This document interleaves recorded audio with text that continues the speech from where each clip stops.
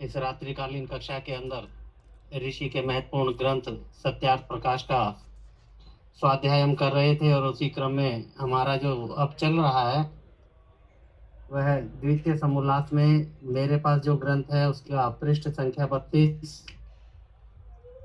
और विषय का आरंभ रहेगा।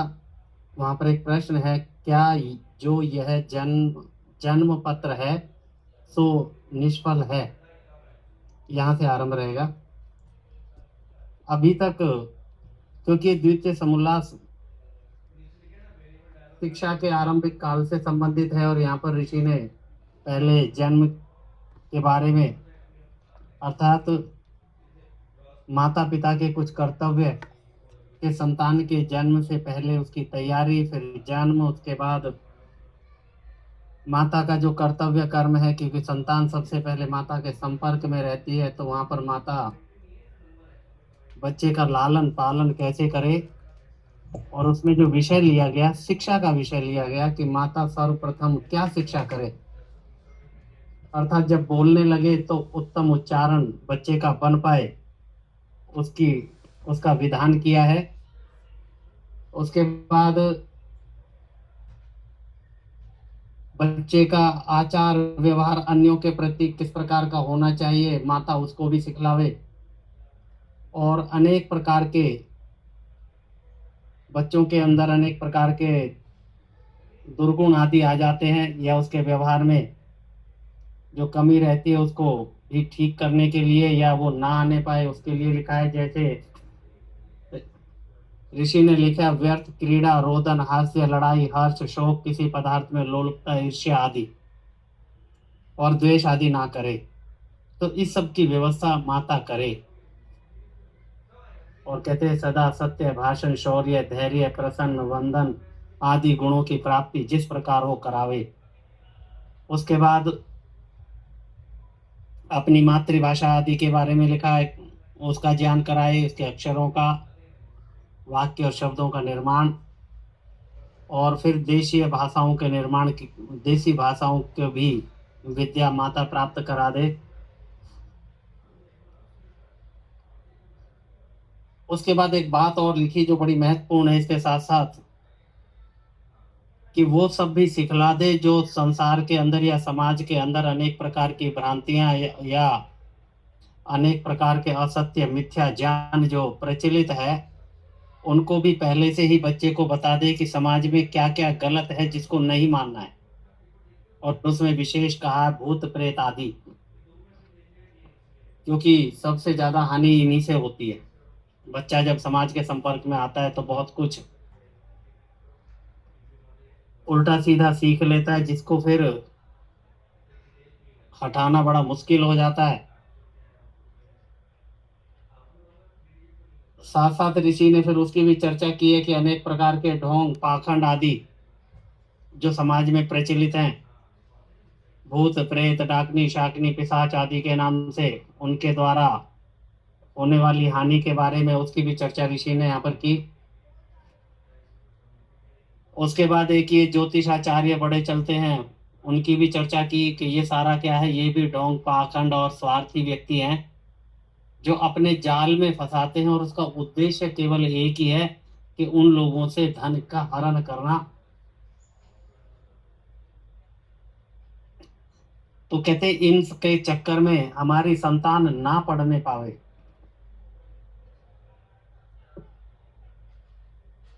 साथ साथ एक बात और भी जो कल मैंने रखी थी, कि ये केवल इसलिए भी नहीं दिया कि हम अपनी संतान को ये सिखा दें, ये इसलिए भी दिया है कि क्योंकि बचपन में हमको ये सब शिक्षा नहीं मिली, और जिनको मिल गई वो बड़े सौभाग्यशाली हैं, और नहीं मिली तो आज समझ लें कि ये जितना भी अनेक प्रकार का पाखंड इस संसार में व्याप्त है, किसके नाम पर, कि आपको कोई भी रोग शोक आदि हो उसको दूर करना हो, घर में झगड़े हो पति पत्नी का हो या अन्य प्रकार का, उसके निवारण के लिए, घर में सुख शांति नहीं है उसके निवारण के लिए, घर में धन आदि की कमी है उसके निवारण के लिए, संतान की प्राप्ति पुत्र की प्राप्ति के लिए भी अनेक लोग अनेक इस प्रकार के पाखंडी व्यक्तियों के पास जाते हैं। तो अर्थात इन सबको अब समझ लें कि ये सारा का सारा क्या है, पाखंड है। ये लोग धूर्त हैं, स्वार्थी हैं और हानि पहुंचाने वाले हैं। इसीलिए ऋषि ने उनको लिखा है, धूर्त, पाखंडी, महामूर्ख, अनाचारी व्यक्ति, इनके चंगुल में ना फंसें। यहाँ तक का हम कर चुके थे। अब एक और चर्चा ऋषि ने इसी से संबंधित की है, जन्म पत्र। और इस जन्म पत्र की समाज में बड़ी मान्यता है, पौराणिक जगत में तो बहुत मान्यता है। तो जन्म पत्र के बारे में जो ऋषि ने यहाँ पर लिखा है, इसी जन्म पत्र या जन्म पत्री के बारे में जब विवाह आदि होता है तब भी इसका मिलान करते हैं। इसमें जब बच्चे का जन्म होता है तो वहां पर उसके गुणों की चर्चा करते हैं कि इसके कौन कौन से गुण हैं, और उसका मिलान फिर किया जाता है जन्म पत्री दूसरे लड़का या लड़की के साथ विवाह के समय में कि कितने गुण मिलते हैं। अब वो गुण शब्द भी छोड़ दिए, गण बोलने लग गए, अर्थात इतनी अज्ञानता।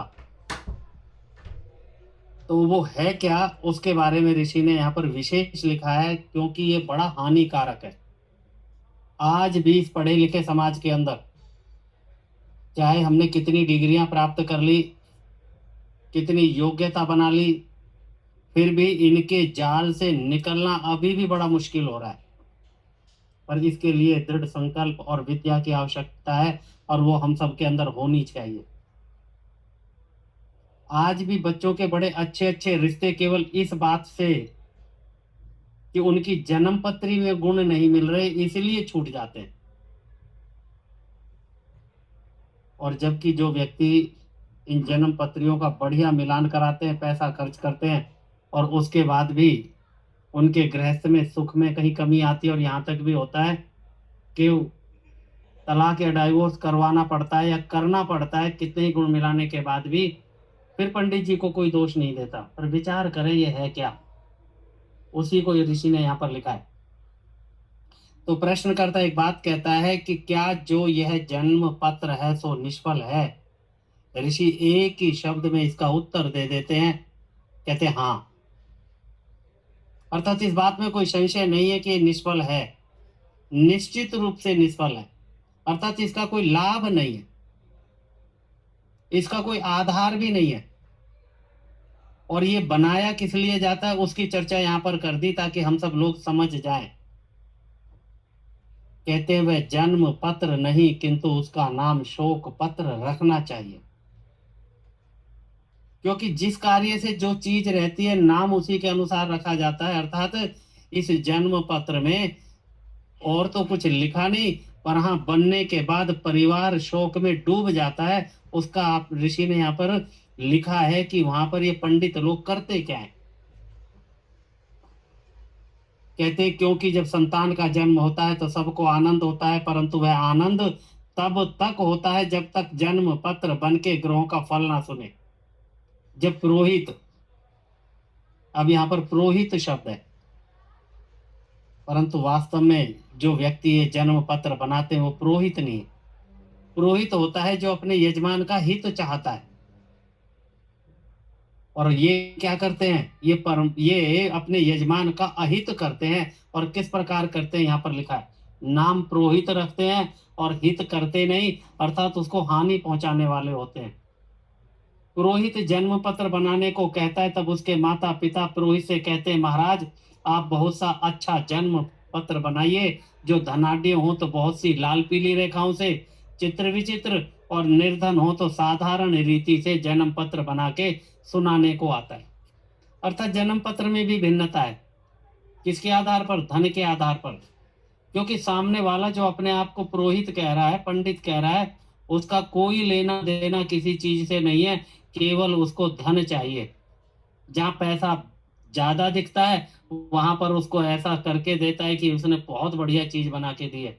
जहाँ पैसा नहीं मिलता वहां पर मजबूरी है, बनाता तो है पर वही जैसे ऋषि ने लिखा है, कहते हैं फिर बड़ी साधारण सा बनाता है। तब उसके माता पिता माँ बाप ज्योतिषी के सामने बैठ के कहते इसका जन्म पत्र अच्छा तो है।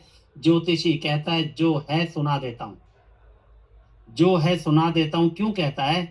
क्योंकि वास्तव में वो जो लिख कर लाया है, बना कर लाया है, उसमें वो दोनों चीजें लिखता है। और यही बात आप देख लेना, जो ये ज्योतिषाचार्य होते हैं, जो अ, दैनिक राशिफल बताते हैं, मासिक बताते हैं, वार्षिक बताते हैं कि आपका साल कैसे बीतेगा, आपका आज का दिन कैसे बीतेगा।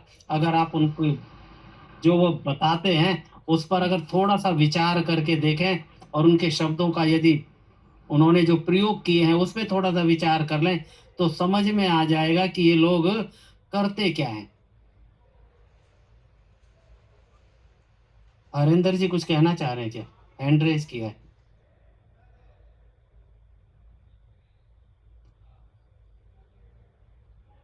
जी शायद वैसे ही लगा होगा, कोई बात नहीं।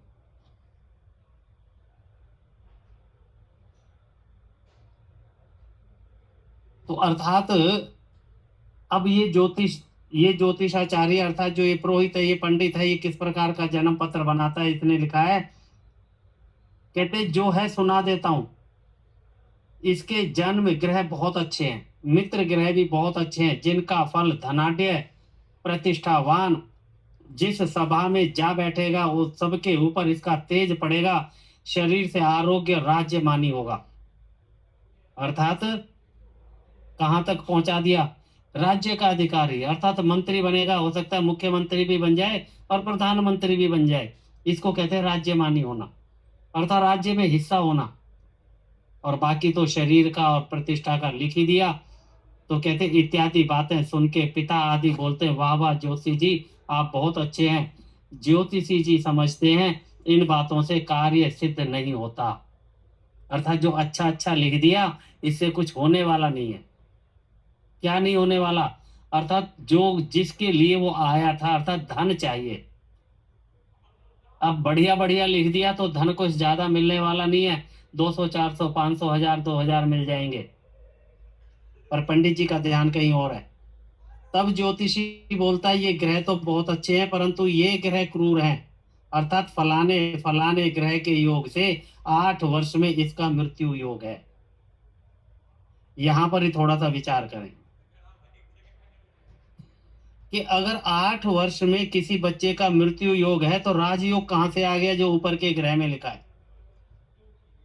समाज में मान प्रतिष्ठा 8 वर्ष में कहां से प्राप्त होगी? अभी तो स्कूल जाने का समय ही हुआ था।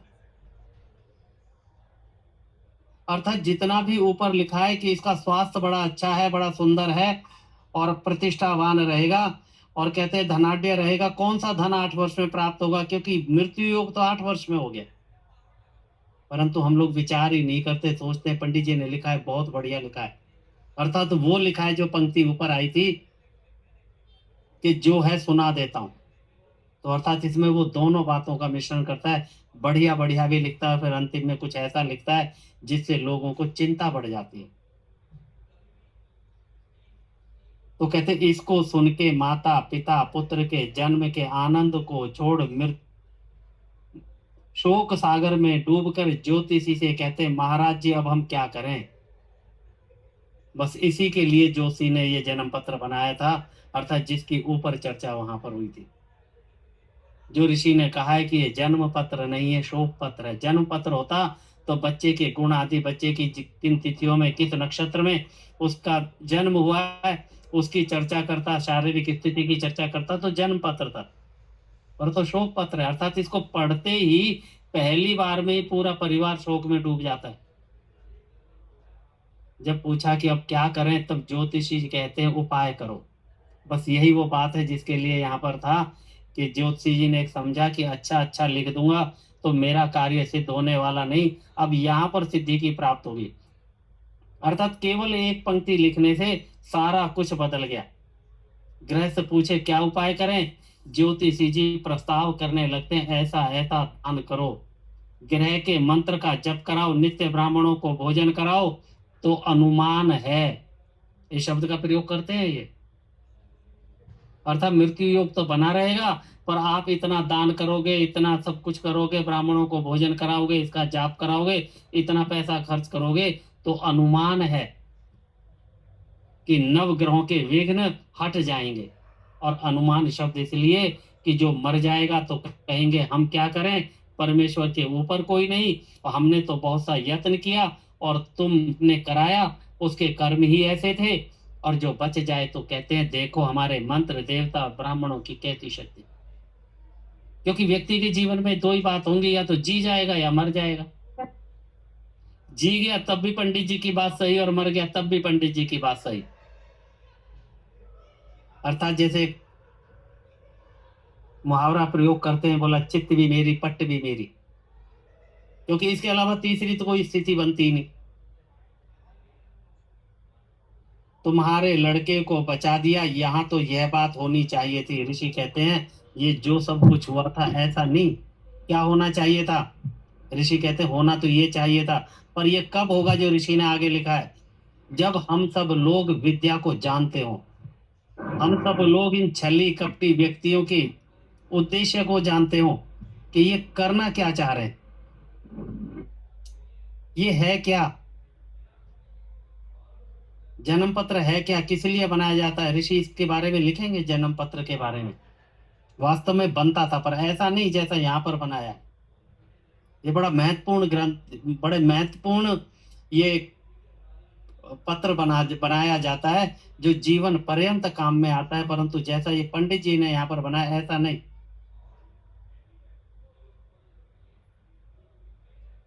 ऋषि लिखते हैं यहाँ यह बात होनी चाहिए कि जो इनके जप पाठ से कुछ ना हो तो दूने तिगुने रुपए उन धूर्तों से लेने चाहिए, और जो बच जाए तो भी लेने चाहिए, अर्थात मर जाए तब भी लेने चाहिए। क्यों लेने चाहिए? कि जो जप पाठ आदि किया, जो विधि की, और उसके अंदर वो बच गया तब भी लेने चाहिए, और ना बचे तब भी लेने चाहिए। ना बचने पर क्यों, कि फिर जप और पाठ का लाभ क्या? और कहते बच जाए तो भी लेने चाहिए, क्योंकि जैसे ज्योतिषियों ने कहा था, इसके कर्म और परमेश्वर के नियम तोड़ने का सामर्थ्य किसी का नहीं। अर्थात जब सामर्थ्य है ही नहीं तो ये जप तप जितना भी पुरस्चरण किया गया, फिर वो किया क्यों? तब भी ले लेना चाहिए, और मर जाए तब भी ले लेना चाहिए, क्योंकि उसने ये किया क्यों। वैसे गृहस्थ भी कहें यह अपने कर्म और परमेश्वर के नियम से बचा है, तुम्हारे करने से नहीं। अर्थात बचा है तब भी नियम किसका चलेगा? ईश्वर का चलेगा। और मृत्यु भी प्राप्त हुई है तो नियम किसका चलेगा? ईश्वर का चलेगा। और किसी अन्य व्यक्ति का, किसी साधु का, महात्मा का, पंडित का, पुरोहित का कोई सामर्थ्य नहीं है ईश्वर के नियमों को इधर उधर कर दे।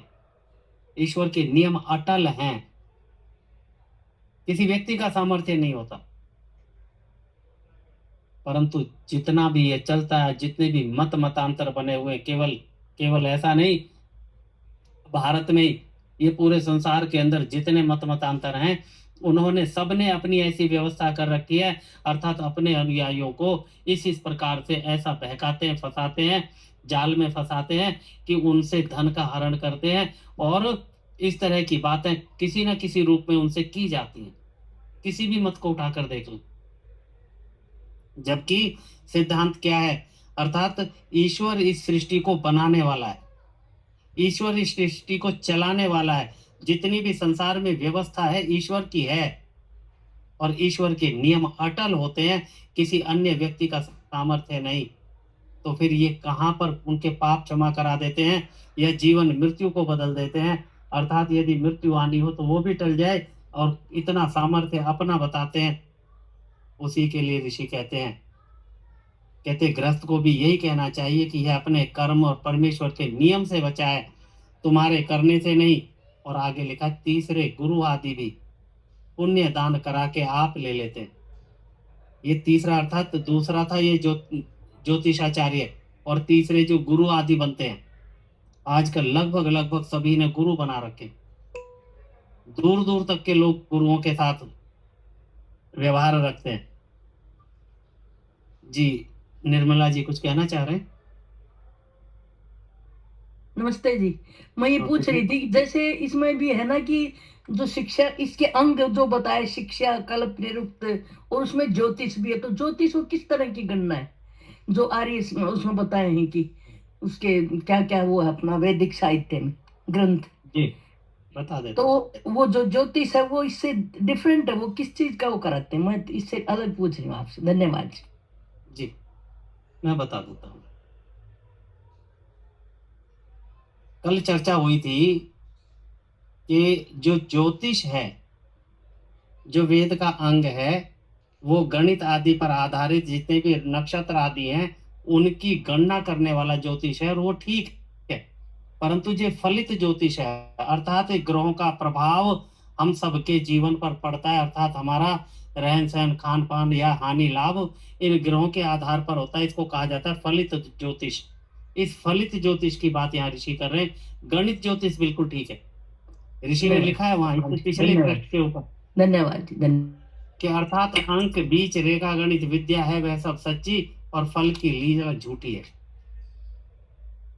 तो यहाँ पर कहते हैं जो तीसरे गुरु आदि होते हैं, इनका भी बड़ा प्रभाव समाज में चल रहा है, और इनके भी अपने अपने हजारों लाखों के अनुयायी एक एक गुरु हैं, और रोज नए गुरु समाज में पैदा होते हैं। और ये गुरु भी क्या करते हैं, कहते पुण्य दान करा के आप ले लेते हैं, अर्थात कहते हैं कि दान करना है, और दान करना तो है किसी और के नाम पर, और ले आप लेते हैं। इसी प्रकार ये भी करते हैं, ये सारे यही कार्य करते हैं। प्रभाव ग्रहों का बताते हैं, ग्रहों के लिए दान कराते हैं, और लेते आप हैं। और उसी बात को ये गुरु जी के लिए लिखा है। कहते उनको भी वही उत्तर देना जो ज्योतिषियों को दिया था। अर्थात वास्तव में जितना भी ये ज्योतिष आदि का जो फलित की चर्चा है, जिसके ऊपर अनेक लोग विश्वास करते हैं, और बड़े बड़े कार्यालय इन्होंने खोले हुए हैं, बड़े बड़े ग्रंथ इसके ऊपर लिखे गए हैं, और बड़ी दृढ़ता के साथ लोगों को इस बात को समझाने में सफल भी हो जाते हैं कि ग्रहों के प्रभाव से आपका जीवन चलता है। जबकि ऋषि कहते हैं ऐसा कोई प्रभाव ग्रहों का नहीं है। ऋषि कहते हैं और भी देखें कहाँ कहाँ व्यक्ति फंसता है।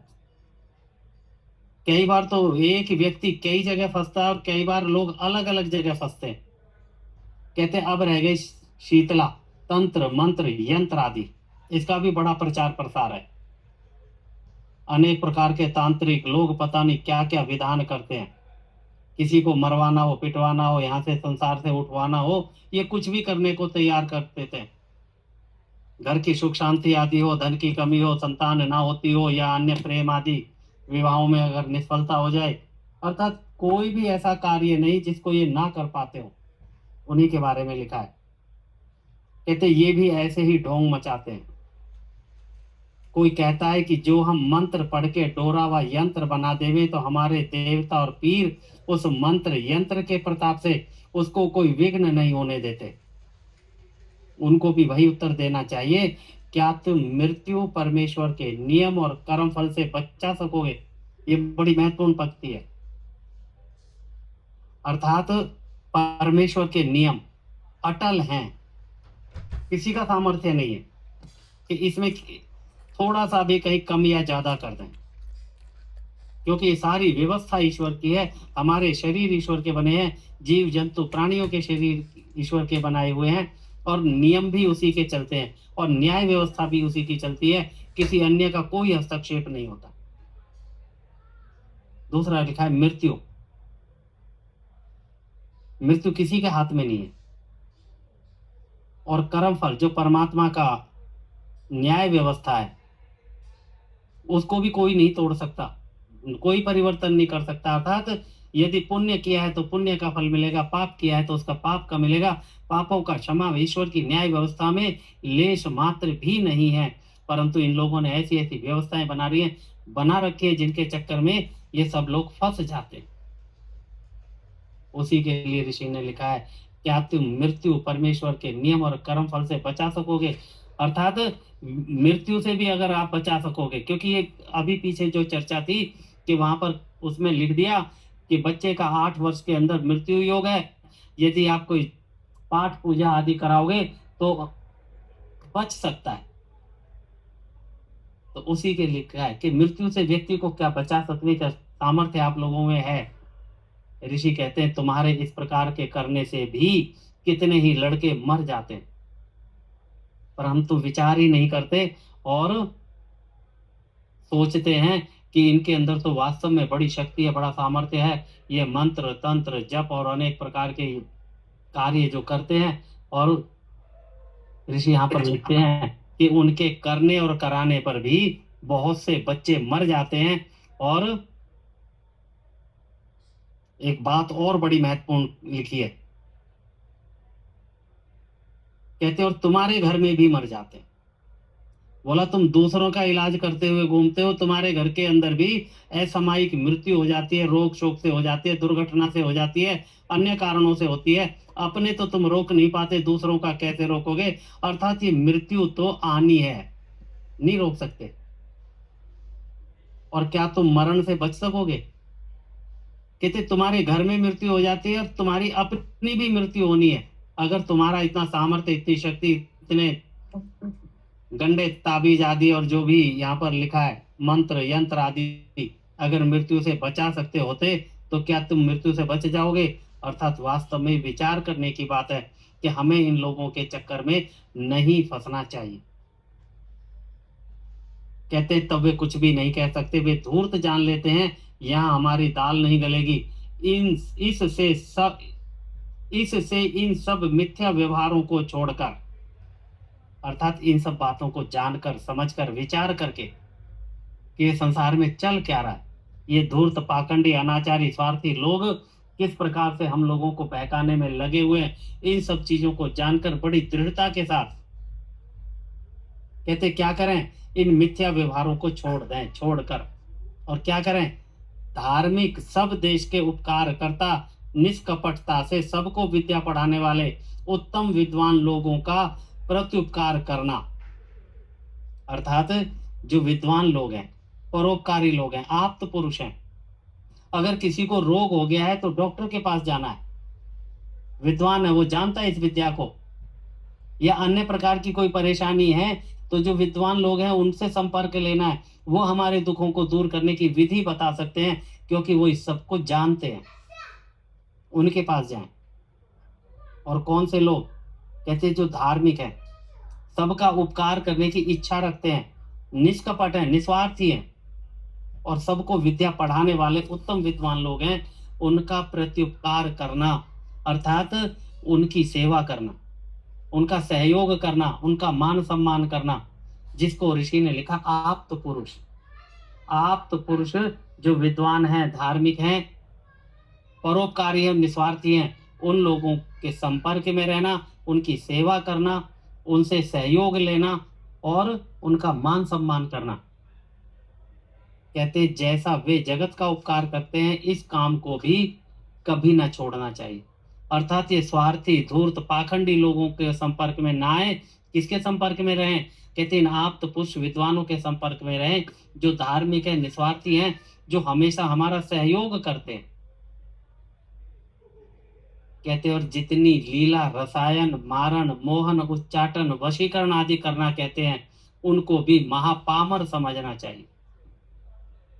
पामर शब्द नहीं लिखा है, महापामर लिखा है। पामर होता है जो बहुत बड़ा पापी होता है, और उन बहुत बड़े पापियों में भी और बहुत बड़ा पापी किसको? इनके बड़े प्रचार होते हैं।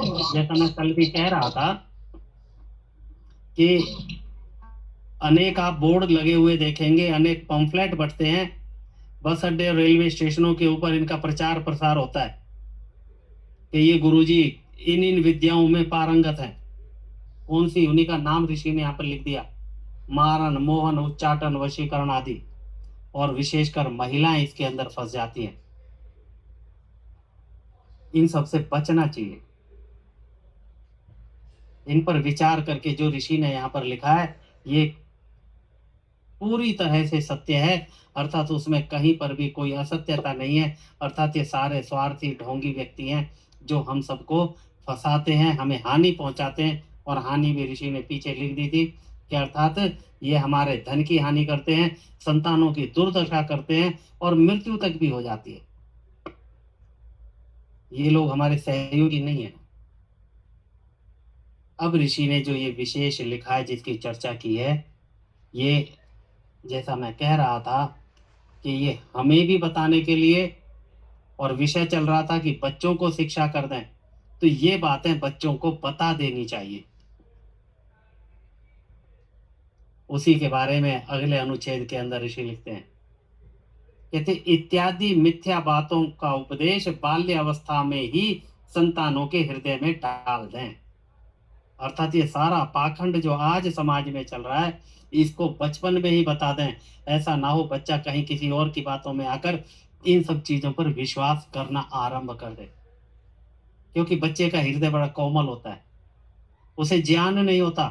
सामने वाला जो कहता है उसको वो सत्य समझता है, और ये बातें ऐसी हैं जो पूरे जीवन हमें हानि पहुंचाने वाली होती हैं। इसीलिए ऋषि लिखते हैं कि माता बाल्य अवस्था में ही बच्चे को ये बातें भी समझा दे। किस लिए? जिससे सह संतान किसी के भ्रम जाल में पड़ के दुख ना पावे, और वीर्य की रक्षा में आनंद और नाश करने में दुख की प्राप्ति भी जना देनी चाहिए। अर्थात बच्चे को ब्रह्मचारी बनाना है। शिक्षा का आरंभ कहाँ से हो गया? यहीं से आरंभ हो गया। बाकी की शिक्षा फिर पिता और आचार्य के द्वारा होगी, परंतु नींव कहाँ रखी गई? माता के द्वारा रखी जाती है। इसीलिए ऋषि ने वहां पर प्रथम लिखा है कि सबसे ज्यादा उपकार कौन करती है? माता करती है, क्योंकि आरंभ वहीं से है, शिक्षा की नींव यहीं से है, यहीं से व्यक्ति को, बच्चे को दृढ़ बनाया जाता है। कहते इसके रक्षण में यही रीति है कि विषयों की कथा, विषयी लोगों का संग, विषयों का दान, स्त्री का दर्शन, एकांत सेवन, संभाषण और स्पर्श आदि क्रम से ब्रह्मचारी लोग पृथक रहकर उत्तम शिक्षा और पूर्ण विद्या को प्राप्त होवे। ये सारा कुछ किस लिए करा जा रहा है? अर्थात उत्तम शिक्षा और पूर्ण विद्या की प्राप्ति हो सके, और तभी मनुष्य के जीवन में सुख मिलता है, और तभी मनुष्य आगे अपने जीवन में उन्नति करता हुआ जो फल चतुष्टय है, अर्थात धर्म अर्थ काम मोक्ष की प्राप्ति करता है, उसका यहाँ से आरंभ है। और ये जिम्मेदारी किसकी लगा दी गई? माता की जिम्मेदारी है कि माता बचपन से ही इन सब चीजों की शिक्षा कर दे। कहते जिसके शरीर में वीर्य नहीं होता वह नपुंसक, मां कुलक्षणी, और जिसको प्रमेय रोग होता है वह दुर्लभ, निस्तेज, निर्बुद्धि, उत्साह, साहस, धैर्य, बल, पराक्रम आदि गुणों से रहित होकर नष्ट हो जाता है। जो तुम लोग सुशिक्षा और विद्या के ग्रहण, वीर्य की रक्षा करने में इस समय चूकोगे तो इस जन्म में तुमको यह अमूल्य समय प्राप्त नहीं हो सकेगा। जब तक हम लोग ग्रह कर्मों के करने वाले जीते हैं, तभी तक तुमको विद्या ग्रहण और शरीर का बल बढ़ाना चाहिए। अर्थात बचपन में ही बच्चों को क्या बता दें कि जब तक हम हैं, आपके सहयोगी हैं, मार्गदर्शन करने वाले हैं, उत्तम शिक्षा कराने वाले हैं, पाखंड से बचाने वाले, दुष्ट व्यक्तियों के व्यवहार से बचाने वाले हैं, उनके संग से बचाने वाले हैं। कहते हैं तब तक आप क्या करें? कहते हैं कि अपनी बल और बुद्धि बढ़ाने पर ध्यान करें, अपना आचरण उत्तम बना लें, अन्य चीजों को छोड़ दें। कहते हैं इस प्रकार की अन्य अन्य शिक्षा भी माता और पिता करें। अर्थात ये तो एक उदाहरण रूप में कहा है कि ये बातें बता दें। इस तरह की और भी जो शिक्षाएं हैं, क्योंकि विधान तो ये है कि माता और पिता गुरुकुल की पूर्ण शिक्षा प्राप्त करके गृहस्थ आश्रम करके फिर संतान की उत्पत्ति करे, तो माता पिता को जानना चाहिए कि हमें क्या क्या बच्चों को पढ़ाना है। पर यह आपातकाल है, अर्थात हम ही ने नहीं पढ़ा तो आगे क्या करें? अब आरंभ कर दें, पर आवश्यक है। लिखा इसलिए मातृमान पितृमान शब्द का ग्रहण उक्त वचन में किया है। अर्थात जब समुल्लास का आरंभ किया है, वहां पर मातृमान, पितृमान, आचार्यमान आदि के जो शब्द वहां पर लिखे हैं ब्राह्मण ग्रंथ से, उसी के लिए ऋषि ने लिखा है कि मातृमान और पितृमान, अर्थात माता पिता इस सब शिक्षा की व्यवस्था करें संतान को। कब से? आरंभ से, जब से वे बोलने और समझने लायक हो जाए। जैसे जैसे उसकी योग्यता बढ़ती जाए, वैसे वैसे उसको अन्य प्रकार की शिक्षाएं कौन करे? कहते माता करे और पिता करे। कहते अर्थात जन्म से 5वें वर्ष तक बालकों को माता, 6 वर्ष से 8वें वर्ष तक पिता शिक्षा करे, और 9वें वर्ष के आरंभ में द्विज अपने संतानों का उपनयन करके आचार्य कुल में, अर्थात जहाँ पूर्ण विद्वान और पूर्ण विदुषी स्त्री शिक्षा और विद्या दान करने वाली हो, वहां लड़के और लड़कियों को भेज दें। इस एक ही पंक्ति में बहुत सारे सिद्धांत दे दिए और महत्वपूर्ण है, और आज इनकी अवहेलना सबसे ज्यादा हो रही है। फिर विचार करें, और इसके ऊपर अनेक लोगों का संशय भी होता है, क्योंकि यहाँ पर लिखा है द्विज अपने संतानों का उपनयन करके। द्विज अर्थात ब्राह्मण, क्षत्रिय और वैश्य। उपनयन संस्कार, ये जो कोई भी संस्कार अपने घर पे करके कहाँ भेज दें? कहते गुरुकुल में भेज दें। कैसा होना चाहिए गुरुकुल? पूरा विस्तार से तो तीसरे समोल्लास में लिखेंगे, यहाँ पर संकेत मात्र है। कहते हैं आचार्य कुल। कौन से आचार्य कुल में? पहले तो उपनयन के अंदर ही शंका होती है कि अर्थात ब्राह्मण, क्षत्रिय, वैश्य के तो लिखा है, शूद्र का बच्चा क्या ना पढ़े, उसका उपनयन संस्कार नहीं होना चाहिए? यहाँ पर अनेक प्रश्न उठते हैं। उसका उत्तर सीधा सीधा क्या है, आगे अगली पंक्ति में आता है कि शूद्र का बच्चा, उसके उपनयन संस्कार कहाँ होगा? आचार्य कुल में जाकर होगा। और द्विज लोग अपने घर में भी उपनयन करा के और उसके बाद आचार्य कुल भेज दें। क्यों लिखा है? केवल एक ही कारण है, क्योंकि शूद्र ने विद्या की प्राप्ति नहीं की। अब उसे ना तो विधि विधान आते हैं, ना उसके यहाँ व्यवस्था है। परंतु ये तीन लोग विद्वान हैं, इन्होंने शिक्षा विद्या ग्रहण की है, इसलिए ये तीन वर्ण इनको ग्रहण हुए। इसका अर्थ जन्म से नहीं है, विद्या अध्ययन से है।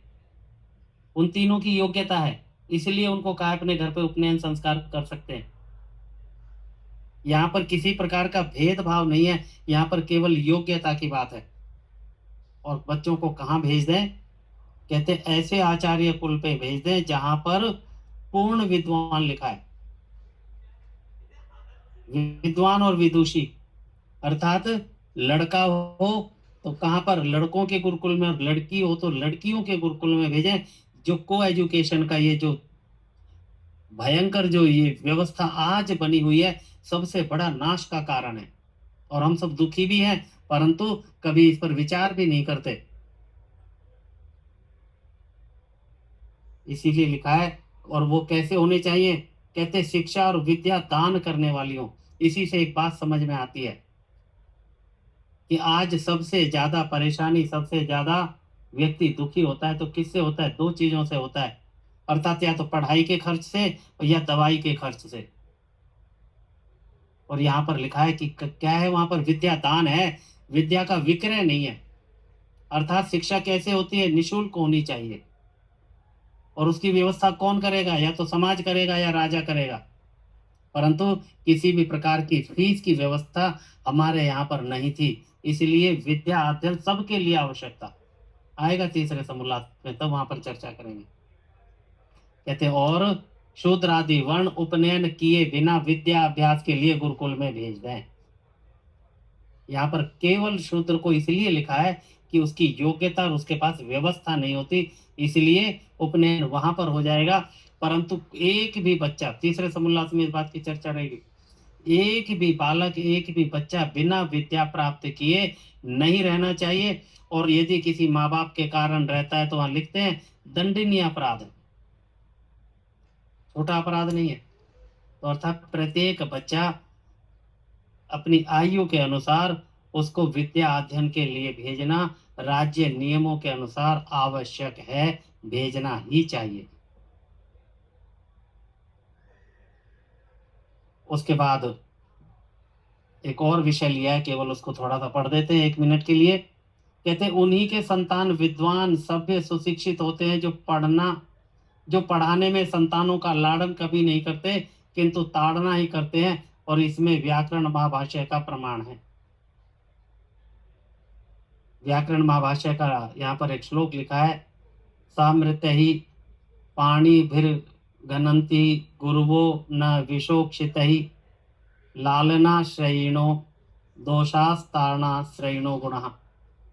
अर्थ, जो माता पिता और आचार्य संतान और शिष्यों का ताड़न करते हैं, वे जानो अपने संतान और शिष्यों को अपने हाथ से अमृत पिला रहे हैं। और जो संतानों व शिष्यों का लाड़न करते हैं, वे अपने संतानों और शिष्यों को विष पिलाकर नष्ट भ्रष्ट कर देते हैं।